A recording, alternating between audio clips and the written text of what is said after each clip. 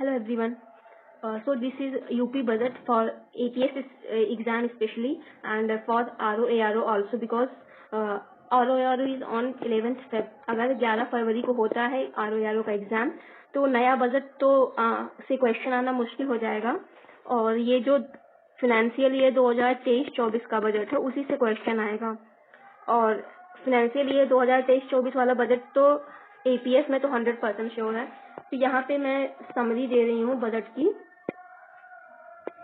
With facts, data and schemes.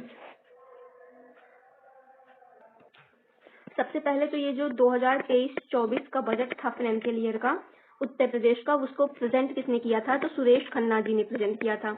मतलब उत्तर प्रदेश के जो फाइनेंस मिनिस्टर थे सुरेश खन्ना, उन्होंने प्रेजेंट किया था 2023-24 का बजट। फिर एक इम्पॉर्टेंट पॉइंट ये है कि यूपी बजट का थीम क्या था इस बार? सेल्फ रिलायंट यूपी, यानी कि आत्मनिर्भर उत्तर प्रदेश। आत्मनिर्भर उत्तर प्रदेश, ये 2023-24 के बजट का थीम था। अब कुछ इम्पोर्टेंट डेटा बजट में लाए गए थे जो फिनेंस मिनिस्टर ने प्रेजेंट किया था। तो यूपी ने एम किया है $5 ट्रिलियन इकोनॉमी बाय 2027। ये डायरेक्ट क्वेश्चन बनेगा कि किस साल तक उत्तर प्रदेश गवर्नमेंट का एम है $1 ट्रिलियन इकोनॉमी अचीव करना। तो ये 2027 तक है और अभी तक का ये सबसे बड़ा बजट था, biggest budget till now in the history of UP. ये था लगभग 6.9 लाख करोड़ का बजट था, 6.9 लाख करोड़। इसमें जो है 2021-22 का जो GSDP था, ग्रॉस स्टेट डोमेस्टिक प्रोडक्ट, मतलब स्टेट का जो GDP था वो 16.8% था। पूछा जाएगा कि यूपी का जो GSDP है वो इंडिया के GDP में कितना कंट्रीब्यूट करता है? तो 8% कंट्रीब्यूट करता है। कितना? 8%।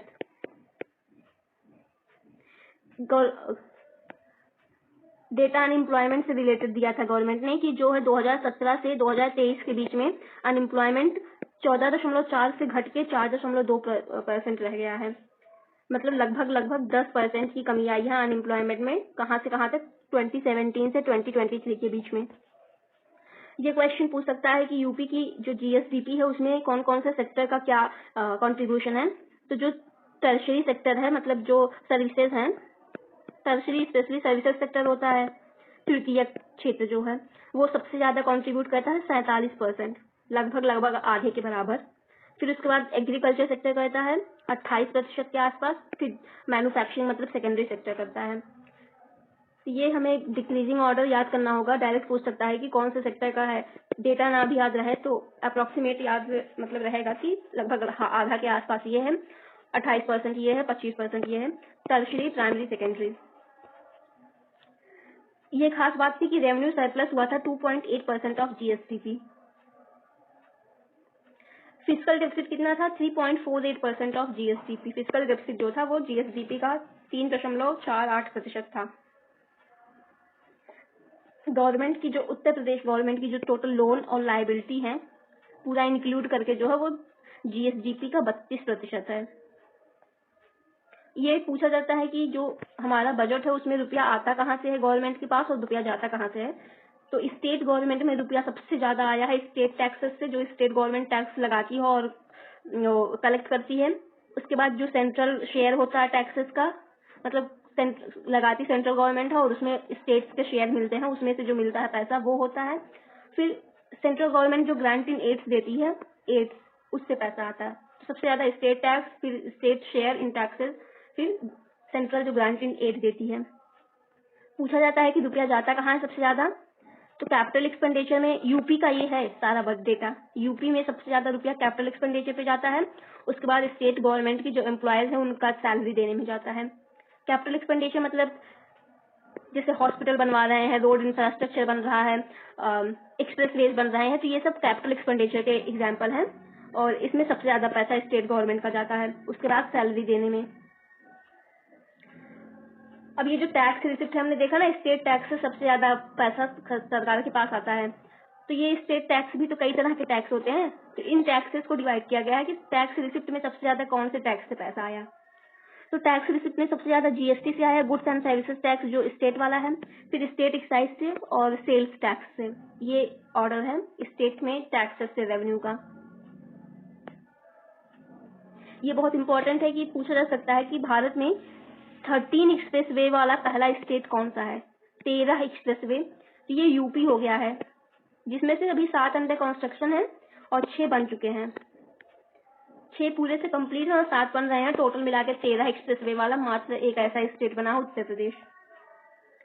अब इस बजट में जो फाइनेंशियल ईयर 2023-24 का बजट था, इसमें कुछ स्कीम्स जो आई, उसमें पहला था यूपी टूरिज्म पॉलिसी आई 2022, जिसका जो टर्म है ये 5 साल तक के लिए है और 2027 तक रहेगा। आया था Swami Vivekananda youth empowerment scheme. तो डायरेक्टली नाम देके पूछ सकता है कि Swami Vivekananda youth empowerment scheme is related with what. ये जो है ये स्टूडेंट्स को टैबलेट्स और स्मार्टफोन देने के लिए है। किसको? स्टूडेंट्स को टैबलेट्स और स्मार्टफोन देने के लिए स्वामी विवेकानंद यूथ एम्पावरमेंट स्कीम है। ये है कि अयोध्या को डेवलप किया जाएगा एक मॉडल सोलर सिटी। तो डायरेक्ट नाम पूछ सकता है कि which city of Uttar Pradesh will be developed as model solar city. तो मॉडल सोलर सिटी जैसा अयोध्या को डेवलप किया जाएगा। ग्रीन कॉरिडोर बनाया जाएगा, ऐसा बजट में कहा गया था। तो कहाँ पे बनेगा? ये जो बुंदेलखंड एक्सप्रेस वे है, इसके चारों तरफ ग्रीन कॉरिडोर बनेगा, मतलब यहाँ पे पेड़ बहुत ज्यादा लगाए जाएंगे। 2 लिंक एक्सप्रेस वे अनाउंस हुए थे स्कीम में, तो वो कौन कौन से हैं? झांसी लिंक एक्सप्रेस वे और Chitrakoot link express way. Jhansi और चित्रकूट। उत्तर प्रदेश में अभी कितने पुलिस कमिश्नरेट हैं? ये डायरेक्ट पूछ सकता है, ये नंबर याद रखना है। अभी 7 पुलिस कमिश्नरेट है यूपी में। ऑप्शन में देके पूछ सकता है कि इसमें से कौन कौन सा है पुलिस कमिश्नरेट, कौन कौन सा नहीं है, या डायरेक्ट पूछ सकता है कि how many police commissionerates are there in Uttar Pradesh till now. अभी तक कितने हैं? 7 हैं। लखनऊ में है, नोएडा में है, कानपुर में है, वाराणसी में है, आगरा में है, गाजियाबाद में है और प्रयागराज में है। सबसे लेटेस्ट ये तीनों हैं, सबसे बाद में आए हैं एक साथ। ये कहा गया है कि सहारनपुर में शक्तिपीठ माँ शाकुंभरी देवी मंदिर बनेगा। पूछ सकता है कि शक्तिपीठ माँ शाकुंभरी देवी मंदिर कहाँ पे है? तो ये सहारनपुर जिले में है। एक और मंदिर है माँ पाटेश्वरी मंदिर, इसका लोकेशन पूछ सकता है कहाँ पे है? तो ये बलरामपुर जिले में है। ये दोनों मंदिर बनेंगे, मतलब रीडेवलपमेंट इनका होगा। उत्तर प्रदेश गवर्नमेंट ने एक टारगेट रखा है कि 2030 तक जो उसका total forest and tree cover है ये 15% हो जाएगा। अभी कितना है? नियरली 9% है total forest and tree cover. इसको बढ़ा के 2023 तक 15% करना है। ये बहुत इंपॉर्टेंट टारगेट है और डेटा बहुत इंपॉर्टेंट है। वेद विज्ञान अध्ययन केंद्र बनाया जाएगा। ये किस जिले में बनाया जाएगा? डायरेक्ट पूछेगा कि वेद विज्ञान अध्ययन केंद्र कहाँ पे बनेगा? सीतापुर डिस्ट्रिक्ट में बनेगा, जिसका नाम तपोस्थली नैमिषारण्य होगा। एक त्रिकोणीय परिक्रमा पथ डेवलप किया जाएगा। तो ये पूछ सकता है कि कहाँ पे डेवलप होगा? ये मिर्जापुर जिले में डेवलप होगा त्रिकोणीय परिक्रमा पथ। त्रिकोणीय मतलब 3 ऐसे 3 मंदिर हैं, माँ विंध्यवासिनी देवी मंदिर, माँ काली खोह मंदिर और माँ अष्टभुजी मंदिर। तो ये इन तीनों को मिला के एक परिक्रमा पथ मतलब रास्ता अच्छे से डेवलप किया जाएगा, कॉरिडोर टाइप का। ये स्कीम है द मिलियन फार्मर्स स्कूल। इसके अंदर क्या है कि 17,000 किसान पाठशालाएं यूपी में की जाएंगी। पूरे उत्तर प्रदेश में 17,000 किसान पाठशालाएं बनाई जाएंगी, 2023-24 में लगाई जाएंगी।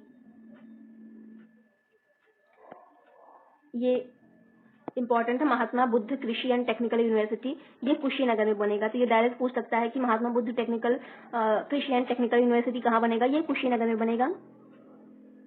माटी कला terracotta training and facility centre, ये लखनऊ में बनेगा। माटी कला terracotta training and facility centre. Budget तो डायरेक्टली याद ही करना है, कौन सा स्कीम आया है, किसके लिए आया है, क्या चीज बन रहा है, कहाँ पे बन रहा है। जैसे 2-3 मंदिर बन रहे हैं, कॉरिडोर बन रहा है, ये फैसिलिटी सेंटर है, यूनिवर्सिटी बन रहा है। तो ये डायरेक्ट लोकेशन और नाम याद करना है। I hope this will be beneficial. Thank you so much.